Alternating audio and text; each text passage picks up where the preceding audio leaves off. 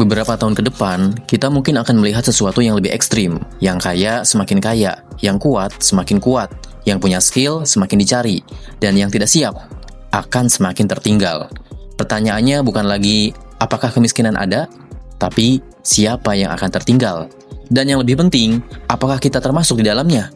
Video ini bukan untuk menakut-nakuti, bukan untuk menyalahkan siapapun, tapi untuk membukakan mata karena ada perubahan besar yang sedang terjadi dan banyak orang belum benar-benar sadar. Kalau kita tidak memahami arah perubahan ini, bukan tidak mungkin kita akan jadi bagian dari statistik.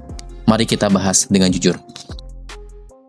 Poin pertama, pertumbuhan biaya hidup lebih cepat dari pertumbuhan penghasilan. Ini fakta yang terasa nyata.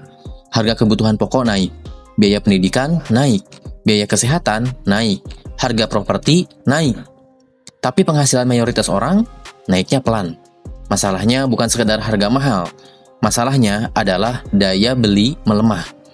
Banyak orang bekerja keras, jam kerja panjang, lembur terus. Tapi di akhir bulan tetap pas-pasan. Kalau pola ini terus berlanjut, maka secara perlahan kelas menengah bisa terdorong turun.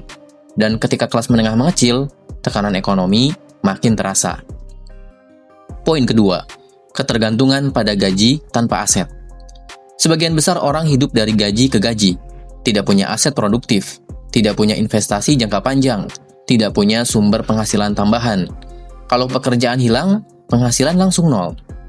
Ini bukan salah individu semata. Sistem pendidikan kita jarang mengajarkan literasi finansial secara mendalam.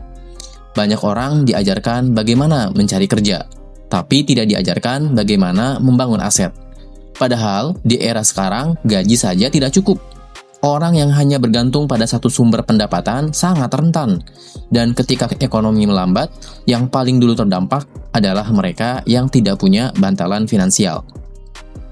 Poin ketiga, perubahan teknologi dan otomatisasi. Dunia berubah cepat. Teknologi berkembang, AI berkembang, otomatisasi menggantikan pekerjaan rutin. Pekerjaan yang sifatnya repetitif perlahan tergantikan sistem. Yang tidak upgrade skill tertinggal. Masalahnya, tidak semua orang siap belajar ulang. Tidak semua orang mau keluar dari zona nyaman. Sementara, dunia tidak menunggu. Negara dengan SDM adaptif akan melesat. Individu yang adaptif akan bertahan. Yang tidak, akan terpinggirkan. Poin keempat, budaya konsumtif yang mengakar. Ini isu yang jarang dibahas secara jujur. Banyak orang ingin terlihat sukses sebelum benar-benar sukses. Gaji naik sedikit, gaya hidup ikut naik, cicilan bertambah, utang konsumtif membengkak, media sosial memperparah. Orang melihat highlight hidup orang lain dan merasa tertinggal.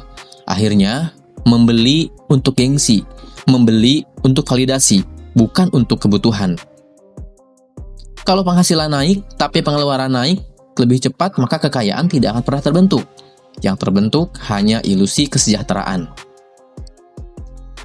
Poin kelima, minimnya literasi finansial. Masih banyak orang yang tidak tahu cara mengelola uang, tidak tahu beda aset dan liabilitas, tidak tahu pentingnya dana darurat, tidak tahu resiko hutang berbunga tinggi.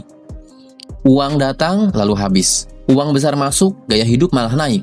Bonus datang, euforia sesaat. Tanpa perencanaan, padahal literasi finansial bukan soal jadi kaya, tapi soal bertahan. Dan di dunia yang makin kompetitif ini, bertahan saja sudah butuh strategi. Poin keenam, ketimpangan akses pendidikan dan peluang. Tidak semua orang memulai dari titik yang sama. Ada yang punya akses pendidikan bagus, ada yang harus bekerja sejak muda, ada yang punya koneksi, ada yang berjuang sendirian. Ketimpangan ini nyata. Dan jika tidak ada peningkatan kualitas SDM secara luas, maka kesenjangan akan makin terlihat. Yang punya akses akan makin cepat naik, yang tidak punya akses akan lebih sulit mengejar. Tanpa peningkatan skill dan kesempatan, mobilitas sosial melambat. Dan ketika mobilitas sosial macet, kemiskinan akan jadi sebuah siklus. Poin ketujuh, mentalitas jangka pendek. Ini faktor yang sering tidak terlihat. Banyak keputusan diambil untuk kenyamanan hari ini, tanpa memikirkan 5 tahun ke depan. Ambil utang untuk konsumsi, tidak menabung karena masih muda, tidak investasi karena nanti saja. Padahal waktu adalah aset terbesar. Orang yang mulai menabung dan investasi di usia 20-an punya keuntungan waktu yang luar biasa. Yang menunda harus bekerja lebih keras di usia yang lebih tua. Masalahnya, banyak yang sadar ketika sudah terlambat. Poin ke-8. Ketergantungan pada bantuan bukan pemberdayaan. Bantuan sosial penting untuk kondisi darurat. Tapi, jika mental ketergantungan tumbuh, orang kehilangan dorongan untuk mandiri. Solusi jangka panjang bukan sekedar bantuan, tapi peningkatan kapasitas, skill, akses informasi, kesempatan usaha. Kalau tidak, kemiskinan hanya berganti wajah, tapi tidak pernah benar-benar selesai. Poin ke-9.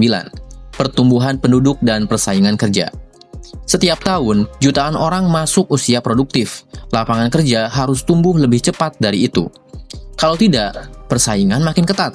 Yang biasa-biasa saja akan tersisih. Di masa depan, menjadi cukup kompeten mungkin tidak cukup. Harus punya nilai tambah. Harus punya keunikan. Harus punya skill yang sulit digantikan. Poin ke-10. Kurangnya perencanaan hidup jangka panjang. Banyak orang yang menjalani hidup reaktif, bukan proaktif. Tidak punya visi 10 tahun ke depan, tidak punya target finansial jelas, tidak punya roadmap karir, hidup mengalir saja, padahal dunia tidak statis.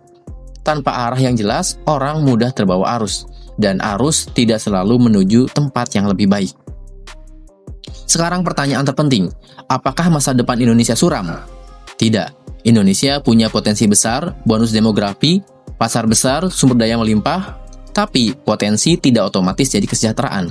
Yang menentukan adalah kesiapan individu. Masa depan mungkin akan keras, tapi juga penuh petualangan. Orang yang adaptif, yang disiplin finansial, yang mau belajar, yang membangun aset, yang berpikir panjang akan tetap naik. Yang tidak mau berubah, akan merasa hidup semakin berat. Jadi, bukan solusi soal Indonesia apakah akan punya banyak orang miskin atau tidak. Pertanyaannya yang lebih personal adalah, apakah kamu akan menjadi bagian dari yang siap atau yang tertinggal? Karena masa depan bukan sekedar soal ekonomi negara, tapi soal keputusan kecil yang kamu ambil hari ini. Dan 5 tahun dari sekarang, kamu akan berterima kasih atau menyesal. Semua dimulai dari kesadaran.